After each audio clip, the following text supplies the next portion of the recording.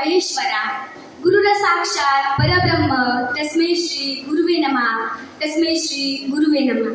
सर्वप्रथम सर्वांना माझा नमस्कार। सर्वांना ठाऊकच आहे की शिक्षक दिन साजरा करण्यासाठी आपण सर्वजण इथे जमलेलो आहोत। तर आधुनिक काळातील विद्यार्थ्यांच्या शिक्षकांकडून अपेक्षा या विषयावर मी माझे मनोगत व्यक्त करणार आहे।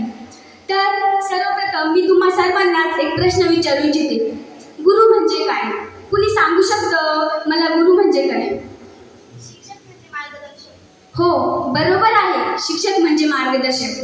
पण आमच्या संस्कृतमध्ये म्हटलं जातं यस्मात् ज्ञानं लभते सः गुरु, म्हणजेच ज्याच्याकडून ज्ञान मिळते तोच खरा गुरु। पूर्वी ज्ञानार्जन पद्धत होती, तेव्हा विद्यार्थ्यांच्या शिक्षकांकडून अपेक्षा म्हणजे फक्त ज्ञानार्जन होईल। पण आजचा काळ बदलला, आजची वेळ बदलली, तसेच आजची माणसेही बदलली आणि याचप्रमाणे मला वाटते की विद्यार्थ्यांच्या शिक्षकांकडून अपेक्षाही बदलल्या। शिक्षण प्रक्रिया ही निरंतर चालणारी प्रक्रिया असून यामध्ये काळानुसार अनेक बदल होत असतात, त्यानुसार आपल्यामध्येही बदल घडवून आणणे आवश्यक असते।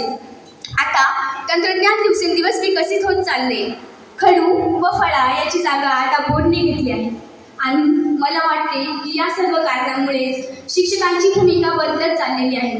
आता शिक्षक केवळ धडे शिकवणारा नसून शिक्षक हा समाजाचा मार्गदर्शक बनलेला आहे, विद्यार्थ्यांच्या आयुष्याचा दीपस्तंभ बनलेला आहे।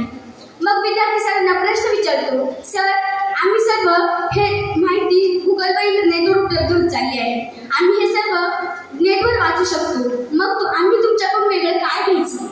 तर शिक्षकांकडून वेगळं काय घ्यायचं हे मी तुम्हाला काही उदाहरणांद्वारे सांगू इच्छिते। थॉमस एडिसन यांना बल्बाचा शोध लावताना हजारदा अपयश आले, पण त्यांच्या गुरुजींनी सांगितलं की चूक ही अपयश नसते तर ती यशाकडे नेणारी पायरीच असते। विद्यार्थ्यांच्या डोळ्यामध्ये स्वप्न असतात, ती पूर्ण करण्यासाठी आत्मविश्वास हवा असतो। मग आपल्या सर्वांना एक प्रश्न पडला पाहिजे की हा आत्मविश्वास निर्माण केव्हा होतो?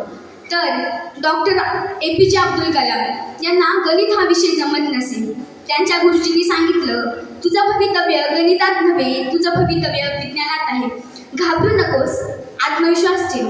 आणि या एका वाक्यामुळेच भारताला मिळाले राष्ट्रपती कलाम तसेच मिसाईल मॅन कलाम। आजचा विद्यार्थी घाबरू शकत नाही का? कारण त्याला ठाऊक आहे की शिक्षक आपल्यासोबत मित्रासारखाच बोलेल। आईन्स्टाईन हे अभ्यासात कमजोर होते, सर्वजण त्यांना कमी लेखायचे, पण त्यांच्या गुरुजींनी सांगितलं की तुझा विचार